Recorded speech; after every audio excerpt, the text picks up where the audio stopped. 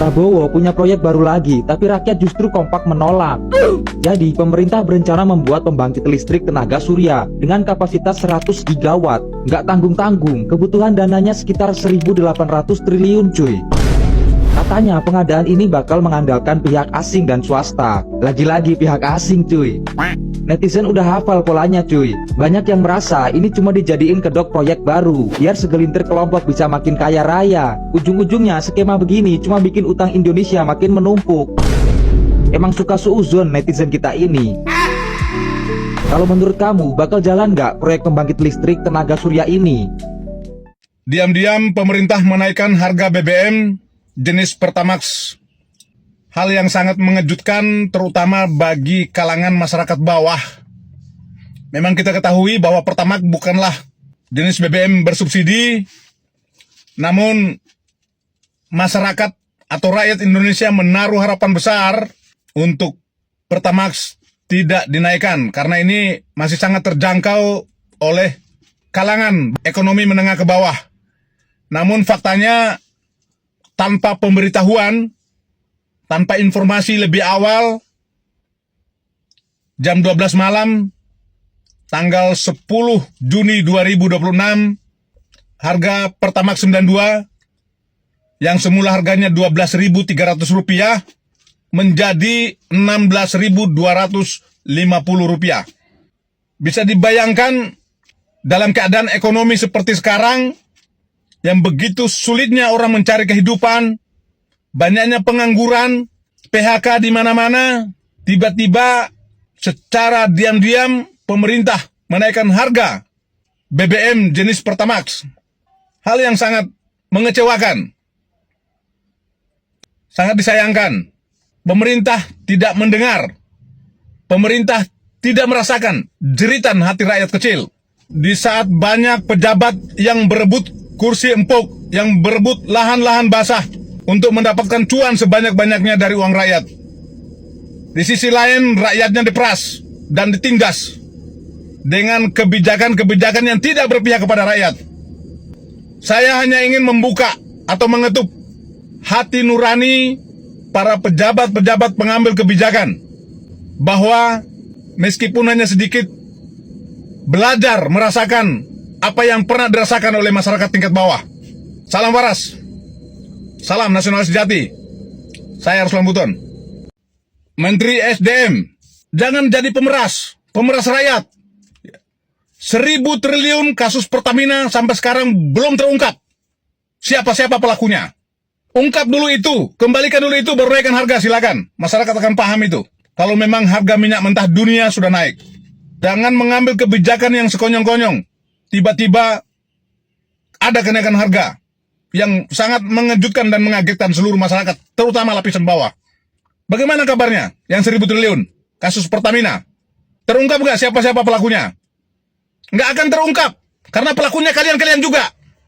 Enak sekali jadi pejabat, enak sekali menjadi pengambil kebijakan. Rakyat yang menjadi korban, rakyat yang menjadi sasaran. Kehebohan saat Pertamax naik 32% dari 12.300 menjadi 16.250 per liternya. Udah pastilah ya yang disalahin mah pemerintah, apalagi Boloketan sebelumnya udah berjanji bahwa BBM tidak akan naik. Di sini aku akan ungkapin dua fakta kenapa bisa naik dan dampaknya apa buat kalian. Pertama, karena emang harga minyak dunia itu lagi naik, bahkan harganya sempat nembus $100 per barel. Micunya adalah ketegangan geopolitik di Timur Tengah sejak awal tahun kemarin. Kedua, karena rupiah kita lagi di angka 18.000 per dolarnya. Ya, di kondisi keduanya itu membuat biaya impor ke Indonesia itu makin membengkak. Dan seperti yang kita tahu bahwa harga Pertamax itu udah ditahan dari sejak April oleh pemerintahan agar tidak mahal. Sementara BBM non subsidi lainnya udah naik duluan. Jadi gapnya itu udah terlalu besar untuk ditahan terlalu lama. Pertanyaannya, kenapa harga Pertalite masih di angka 10.000? Nah, ini yang harus dipahami. Pemerintah menahan harga Pertalite dan biosolar itu dengan dua alasan. Pertama, jaga daya beli masyarakat yang paling rentan. Pertalite itu adalah BBM subsidi yang banyak digunakan oleh masyarakat dari kalangan menengah sampai ke bawah seperti ojol, angkutan umum, dan angkutan logistik. Kedua, untuk mencegah inflasi melonjak. Nah, kalau Pertalite naik, pasti harga barang-barang juga ikut naik. Nah, distribusinya bergantung pada BBM yang bersubsidi. Jadi Pertamax dilepas ke harga pasar dan Pertalite dipertahankan. Dampaknya apa buat kita? Ya khawatirnya pengguna Pertamax jadi berbondong-bondong ke Pertalite juga. Pertalite jadi langka, ujung-ujungnya tetap aja kita harus pakai Pertamax. Kalian pakai Pertalite atau Pertamax? Siap gak kalau misalnya suatu hari kenaikan harga-harga makin melonjak? Taat ulil amri. Atau KDM masih fresh banget. Di pagi hari 10 Juni ini ada berita bahwa Pertamax naik menjadi 16.250. Artinya itu naik Rp4.000. Nah, saya jadi keingat dulu waktu belum ada Pertalite, tiba-tiba Pertalite muncul dan dia berada di antara premium dan Pertamax. Saat Pertalite muncul saya sudah katakan, wah ini sepertinya akal-akalan untuk menaikkan premium supaya tidak terlalu ketara. Dan benar adanya premium dihilangkan dengan alasan apapun itu. Dan sekarang kita ngelihat Pertamax naik sampai Rp4.000, tapi Pertalite masih subsidi. Bukan tidak mungkin nanti Pertalite bisa saja tiba-tiba hilang juga, diganti dengan sesuatu yang baru, diletakkan di antara Pertalite dan juga Pertamax kayak gitu. Dan inilah teman-teman semuanya, memang kita itu manusia sering kali lupa. Allah berfirman di surat Az-Zumar ayat 8, saat ditimpa musibah dia minta tolong sama Allah, dan saat sudah hilang musibahnya dia lupa. Dan dari dulu sepertinya kita diulangi begini-begini aja. Di tengah lagu seseorang yang sedang ganteng, Mas Bambang ganteng, maka ganteng juga harga bahan bakar minyak kita. Kita doakan saja semoga pemerintah bisa segera melewati masa sulit ini dan rakyat segera bisa hidup dalam keadaan nyaman, tenang, dan sejahtera. Taat ulil amri. Barakallahu fikum. Hari ini kita mendapatkan informasi Pertamax naik. Jangan panik. Ya walaupun memang pasti kebutuhan-kebutuhan mungkin nanti juga akan naik. Tapi kita masih ada Allah. Ada satu doa yang diajarkan oleh Rasulullah SAW ketika ekonomi sedang memburuk, finansial kita menurun. Apa doanya? Dalam satu hadis yang diriwayatkan oleh Tabrani, Rasulullah SAW bersabda, Allahumma inni as'aluka min fadlik wa rahmatik fa innahu la yamlikuha illa anta. Ya Allah, aku minta karunia darimu dan rahmatmu. Sesungguhnya tidak ada yang memilikinya kecuali engkau. Sesulit apapun keadaan kita, ekonomi kita, yakinlah keutamaan dan rahmat dari Allah selalu bersama orang-orang yang yakin kepadanya. Demikian, semoga bermanfaat. Salam logika.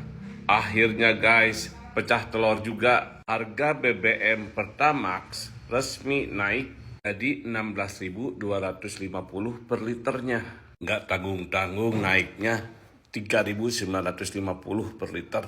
Bayangkan guys, kita itu punya menteri 48 orang. Wakil menteri 56 orang. Pejabat setingkat menteri ada 5 orang. Belum staf khusus. Bahkan baru pertama kali ini Menteri Luar Negeri punya wakil menteri sebanyak 3 orang. Jadi kalau dijumlahkan total di kabinet itu ada 109 orang di luar staf khusus dan di luar penasihat khusus presiden. Ini adalah kabinet paling gemuk sepanjang sejarah Indonesia. Tapi sejak tanggal 21 Oktober 2024 sampai tanggal 10 Juni 2026 ini belum ada yang bisa dibanggakan. Kecuali kunjungan presiden ke luar negeri yang memecahkan rekor. Ada juga swasembada beras.